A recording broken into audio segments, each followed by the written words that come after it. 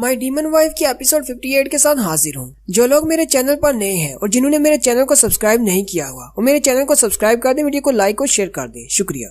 सोसो अपने सारे सोल्जर्स से कहती है चलो हम लोग अटैक करते हैं, बातों का वक्त खत्म हो गया। जबकि उसके सारे डीमन सोल्जर्स बहुत ज्यादा घबरा रहे होते हैं और कहते हैं ये तो व्हाइट ड्रैगन आर्मी का कैप्टन सोफी सास है, लेकिन ये तो बहुत ज्यादा पावरफुल है, हम लोग इसका सामना कैसे करेंगे। उनका कैप्टन उनसे कहता है तो क्या हुआ, ये व्हाइट ड्रैगन आर्मी का कैप्टन है तो हमारे पास 3 पिलर्स हैं जो कि बहुत ज्यादा पावरफुल है और हमारे पास बहुत सारे सोल्जर्स भी हैं, इनकी तादाद तो हमसे बहुत ज्यादा कम है। फिर वो सारे अटैक करने के लिए रेडी हो जाती हैं, जबकि हमारी टीम भी फाइट के लिए रेडी हो जाती है। सोफी सास हेलिना से कहता है चलो अपना स्पेशल मूव इस्तेमाल करते हैं। हेलिना सोफी सास के पीछे खड़ी होती है और उसके कंधे पर हाथ रखती है। सोफी सास अपना फिर से वही एयर नाइट वाला स्पेशल मूव इस्तेमाल करता है, लेकिन इस बार हेलिना अपनी पावर से उसके नाइट को बहुत ज्यादा बड़ा कर देती है, क्योंकि हेलिना की एक एबिलिटी ये है कि वो किसी भी चीज को छूकर बहुत बड़ा कर सकती है या फिर बहुत ज्यादा छोटा कर सकती है। सोफी सास का एयर नाइट इतना ज्यादा बड़ा होता है कि वो सारे डीमंस से देखकर बहुत ज्यादा घबरा जाते हैं। सोफी सास अपनी तलवार निकालता है, साथ ही वो एयर नाइट भी अपनी तलवार निकालता है। सोफी सास जैसे ही उसको घुमाता है तो वो बड़ा सा एयर नाइट भी अपनी तलवार को घुमाता है। उसकी रेंज इतनी ज्यादा होती है कि सामने मौजूद जितने भी डीमंस होते हैं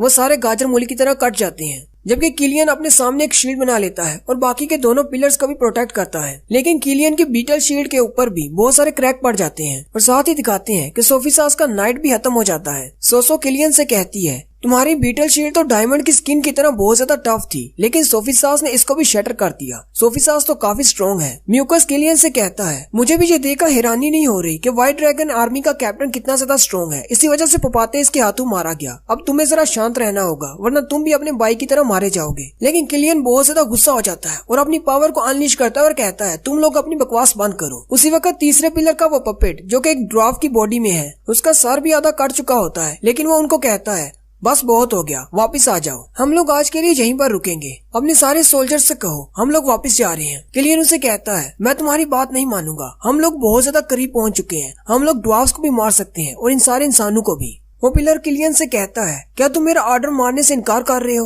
म्यूकस भी किलियन से कहता है मुझे लगता है कि तुम्हें इसे गुस्सा दिलाने की कोशिश नहीं करनी चाहिए, चलो जल्दी से वापस चलते हैं। किलियन शांत हो जाता है, फिर वो तीनों वहाँ से चले जाते हैं और अपने स्पाइयों से कहते हैं जल्दी से वापस चलो, हम लोग वापस जा रहे हैं। वो सारे डीमंस वहाँ से भाग जाते हैं। हेलिना मुस्कुराना शुरू कर देती है और कहती है मैं इस लार्ज स्केल मैजिक को सिर्फ एक ही बार इस्तेमाल कर सकती हूँ। चलो ये तो अच्छा हुआ कि वो सब लोग डर कर भाग गए। मोडो ये सुनकर बहुत ज्यादा हैरान हो जाता है और कहता है अगर वो लोग वापस आ गए तो फिर हमारा क्या होगा। जबकि फोर्ट्रेस के अंदर मार्टिन किंग की छड़ी को पकड़ता है और पेलमून क्रिस्टल की पावर को इस्तेमाल करते हुए पूरे फोर्ट्रेस को दोबारा से रीबिल्ड कर देता है। रिचर्ड मार्टिन कहते हैं चलो शुक्र है मैंने इसको दोबारा से रीबिल्ड कर दिया। रोलैंड आगे बढ़ता है और उनसे कहता है अंकल मार्टिन आप तो वाकई में बहुत अच्छे हैं। किंग टीचर मार्टिन से कहते हैं तुम इंसानों के ट्राइब के नंबर 1 फोर्जर हो और वाकई में तुम ऐसा कहलाने के लायक हो, क्योंकि तुम किंग की छड़ी को भी इस्तेमाल कर सकते हो, तुम तो वाकई में पावरफुल हो। रिचर्ड मार्टिन किंग से कहते हैं मेरी तारीफ करने के लिए आपका शुक्रिया, लेकिन मैंने बस इसको थोड़ा सा कंट्रोल किया है, मुझे अभी से महसूस हो रहा है कि मेरी मेंटल हेल्थ खराब हो रही है, आप इतने अरसे से कैसे इसको कंट्रोल कर रहे हैं। किंग हंसते हुए टीचर मार्टिन से कहते हैं मैं इतने अरसे के बाद तुमसे मिल रहा हूँ, तुम आज भी नहीं बदले, वैसे ही बहुत ज्यादा अच्छे हो, लेकिन मैं इस फोर्ट्रेस को अकेले कंट्रोल नहीं करता, मेरा बेटा बार्थे भी मेरी मदद करता है। जब से डीमन ट्राइब वालों के साथ हमारी फाइट शुरू हुई है तब से बार्थे मेरे साथ रहा है, वो मेरी मदद करता रहा है इस फोर्ट्रेस को कंट्रोल करने में। टीचर मार्टिन बहुत ज्यादा खुश हो जाते हैं और किंग से कहते हैं हाँ मुझे याद है बार्थे तब एक छोटा सा बच्चा हुआ करता था, अब कहाँ पर है वो, अब तो बड़ा हो गया होगा।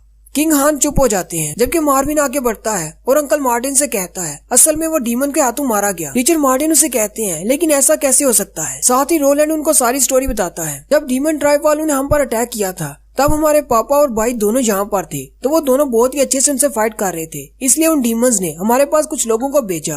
वो एक एग्रीमेंट बनाकर लाए थे ताकि उसे साइन करके दोनों के दरमियान अमन किया जा सके। हालांकि ड्वार्फ्स किंगडम के लोग उनसे बिल्कुल भी नहीं डरते थे, लेकिन हमारे किंग ने यह फैसला किया कि हम लोग उनके साथ निगोशिएशन करेंगे ताकि वार के दौरान दोनों तरफ से जानू का ज़िया ना हो। लेकिन भारतीय किंग के लिए बहुत ज्यादा परेशान था, इसलिए उसने पापा को बिना बताए खुद ही अकेले चला गया उन डीमन से बात करने के लिए। लेकिन डीमंस ने हम लोगों को धोखा दिया और भारतीय अपने साथ जितने भी स्पाई लेकर उनसे बात करने के लिए गया था उन सबको उन्होंने मार डाला, उनमें से कोई भी जिंदा वापस नहीं आया। टीचर मार्टिन सारी कहानी सुनकर और भी ज्यादा गुस्सा हो जाते हैं और कहते हैं डीमन ट्राइब वाले तो बहुत ज्यादा बुरे हैं, तुम्हें फिक्र करने की जरूरत नहीं, मैं तुम लोगों की जरूर मदद करूंगा। किंग उसे कहते हैं हम दोनों इतने अरसे से नहीं मिले, हम दोनों पुराने दोस्त हैं और आज देखो हम लोग कैसे मिल रहे हैं एक वार के दौरान जहाँ पर हम एक दूसरे को अच्छी तरह से ग्रीट भी नहीं कर सकते। उसी वक्त सोफी सास उन दोनों के दरमियान बोल पड़ता है और किंग से कहता है मुझे माफ कर दें अगर मैं आपको टोक रहा हूँ, क्या आपने इस किंगडम में हमारे अलावा किसी और इंसान को भी देखा है। किंग सोफी सास से कहते हैं, हम लोग काफी अरसे से डीमंस के साथ फाइट कर रहे हैं, इसलिए तुम्हारे अलावा हमने अपने किंगडम में किसी भी इंसान को नहीं देखा। सोफी सास किंग से कहता है, प्लीज एक बार फिर से ध्यान लगाकर सोचें, कहीं आपने किसी इंसान को देखा है जिसके साथ एक लड़की भी होगी। वो दोनों हमारे दोस्त हैं, कुछ दिन पहले वो हमसे बिछड़ गए थे। टीचर मार्टिन भी किंग से कहते हैं, सोफी सास बिल्कुल ठीक कह रहा है, वो मेरा स्टूडेंट है और बहुत ही हार्ड स्टूडेंट है। तुमने उनको देखा है तो हमें जल्दी से बता दो। किंग उनको जवाब देने से पहले ही फिर से खांसना शुरू कर देते हैं। रोलैंड भागता हुआ किंग के पास चला जाता है। टीचर फियोना रोलैंड से कहती है, अगर तुम चाहो तो मैं तुम्हारे फादर को डायग्नोज कर सकती हूँ, शायद मैं इनको अपनी मैजिकल पावर से हील कर पाऊँ। रोलैंड चिल्लाकर टीचर फियोना से कहता है, मेरे फादर को परेशान करना बंद करो, तुम लोग यहाँ से चले जाओ। टीचर मार्टिन रोलैंड से कहते हैं, फियोना हमारे किंगडम की सबसे बेहतरीन हीलर है, अगर तुम्हारे फादर को कोई इंजरीज है तो ये बिल्कुल उसको ठीक कर देगी, तुम बस इसे चेक करने दो, तुम्हें इमोशनल होने की जरूरत नहीं। एक बेटा होने के तौर पर मैं किंग के लिए तुम्हारी परेशानी को समझ सकता हूँ, लेकिन हम लोग यहाँ पर सिर्फ तुम्हारी मदद करने के लिए आए हैं। रोलैंड टीचर मार्टिन से कहता है, अंकल मार्टिन आपका बहुत बहुत शुक्रिया मेरे इमोशंस को समझने के लिए, लेकिन फादर अभी बहुत ज्यादा परेशान है और जख्मी है, इनको भी रेस्ट करना होगी, कल सुबह आप लोग इनको चेक कर सकते। रात के वक्त रोलैंड किंग को उनके कमरे में लिटाने के बाद वापस अपने कमरे में आता है तो उसके कमरे में गिलास पड़ा होता है। रोलैंड उस गिलास के सामने आता है तो वो चमकना शुरू हो जाता है। रोलैंड उससे कहता है, ये जगह बिल्कुल ठीक है, तुम बाहर निकल सकते हो। उस कप के अंदर से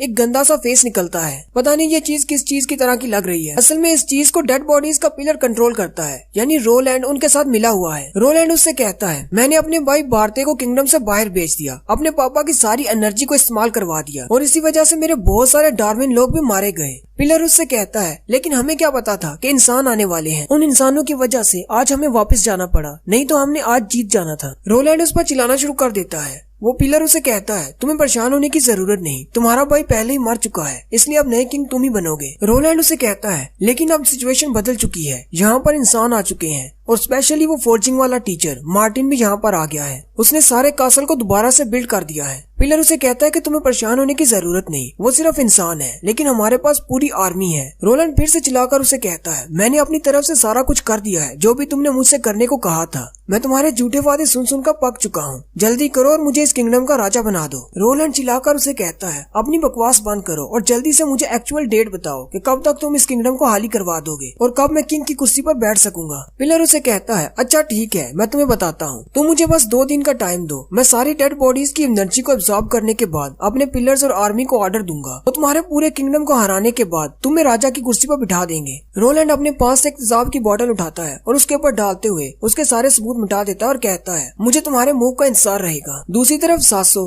डेड बॉडीज के पिलर से कहती है, उसकी हिम्मत कैसे हुई तुम्हारे ऊपर चिल्लाने की, अगर तुम कहो तो मैं उसे अपनी एक डॉल बना देती हूँ। पिलर सोसो से कहता है, तुम्हें क्या लगता है कि मुझे ऐसे कमजोरों के चिल्लाने से फर्क पड़ता है। इस पिलर का नाम रेमंड है। रेमंड उसे कहता है, तुम्हें परेशान होने की जरूरत नहीं, मुझे सारी डेड बॉडीज को एब्जॉर्ब करने दो, फिर इस रोलैंड को भी देख लेंगे। सासो रेमंड से कहती है, जितनी ज्यादा डेड बॉडीज को तुम एब्जॉर्ब करोगे उतनी ज्यादा तुम्हारी पावर बढ़ती जाएगी, इसलिए तुम इस वार को ज्यादा से ज्यादा लंबा खींच रहे हो ताकि ज्यादा से ज्यादा लोग मरे। रेमंड सासो से कहता है, लेकिन इस बार की वार बहुत ज्यादा अलग है, क्योंकि इस बार मुझे पिलर्स की बॉडीज भी मिल गई हैं, मैं उनको भी एब्जॉर्ब कर सकता हूँ या फिर उनकी बॉडीज को कंट्रोल करके अपने लिए इस्तेमाल कर सकता हूँ, और जैसे ही मैं अपनी सारी एनर्जी को इकट्ठा कर लूंगा मैं इन सब को एक ही अटैक में खत्म कर दूंगा। सासो उससे कहती है, मुझे तुमसे यही एक्सपेक्टेशन थी, एक ऐसे इंसान से जिससे मैं प्यार करती हूँ। अगले दिन टीचर फियोना किंग को हील करने के लिए उनके रूम में पहुंच जाती हैं और अपना मैजिक परफॉर्म करती हैं। प्रिंस रोलैंड और बाकी के सारे लोग भी वहीं पर खड़े होते हैं और फियोना को मैजिक ट्रिक परफॉर्म करते हुए देख रहे होती हैं। टीचर फियोना अपनी डायग्नोसिस मुकम्मल करने के बाद उनसे कहती है, मुझे बहुत ज्यादा हैरानी हुई, किंग की बॉडी पर कोई भी बैरूनी चोट नहीं लगी हुई, यानी बाहर से उन्हें किसी चीज ने भी नुकसान नहीं पहुंचाया। रोलैंड फियोना से कहता है, कहीं पापा की ये हालत मेंटल हेल्थ को ज्यादा इस्तेमाल करने की वजह से तो नहीं। टीचर मार्टिन उसे कहते हैं, नहीं ऐसा नहीं हो सकता,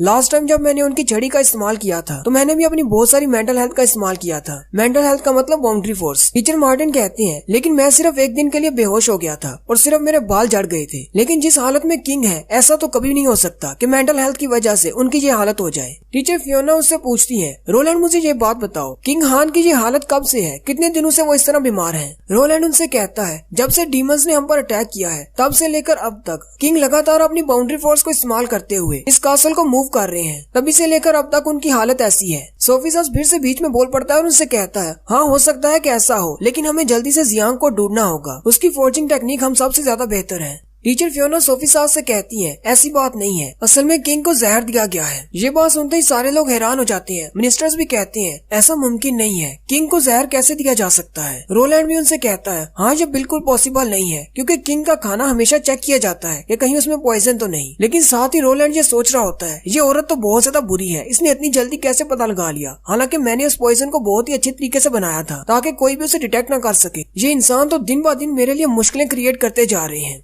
और यहीं पर हमारी एपिसोड 58 का एंड होता है। एक्सप्लेनेशन अच्छी लगी हो तो कमेंट करके जरूर बताएं। चैनल को सब्सक्राइब कर दें, वीडियो को लाइक और शेयर कर दें। शुक्रिया।